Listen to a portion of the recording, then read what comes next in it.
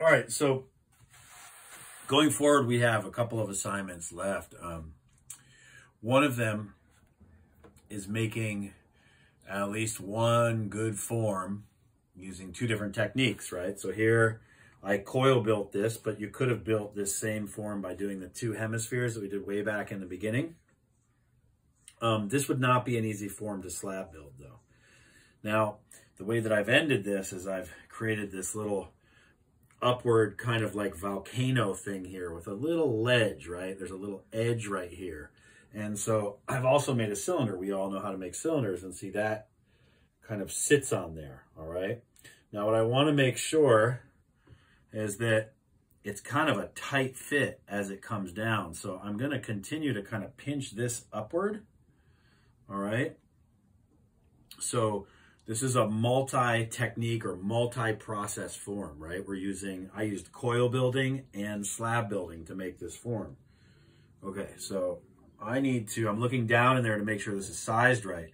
I want to bring this out a little bit more because I want it to be kind of a tight fit. It's important that it's tapered though.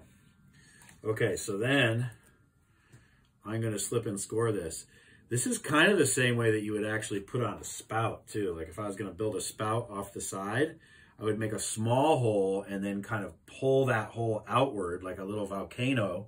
And then my spout would kind of slide onto that. All right. Then I'm going to attach this bottom.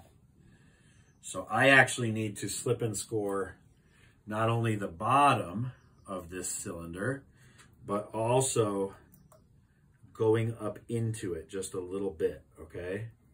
Not a lot going up into it, but just a little bit. All right? Do a good score job.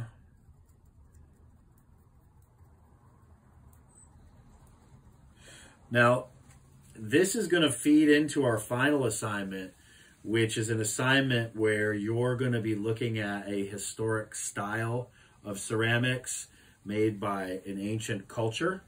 And you're going to do a little bit of study about that culture, and you're going to make a pot that's inspired by things that culture made.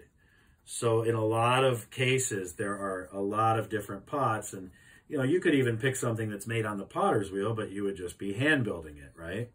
So a lot of stuff was coil built, but you could also build it out of slabs as well. So you don't have to necessarily match the process. I'm just asking you in that next assignment, which we'll talk about in a few weeks here, I'm asking you to be inspired by some sort of historic ceramic. So look, so this piece now slides tightly onto that form. Now, I can blend this seam or I can leave it kind of as it is. I do have to reach in here with something and make sure to push, right? Push on where that form was sticking out or sticking up so that it is a good connection onto my cylinder. And that is tricky. That is definitely tricky. You see, I'm just barely reaching it with this. So you might need to get something a little longer. Sometimes a stick is a good tool.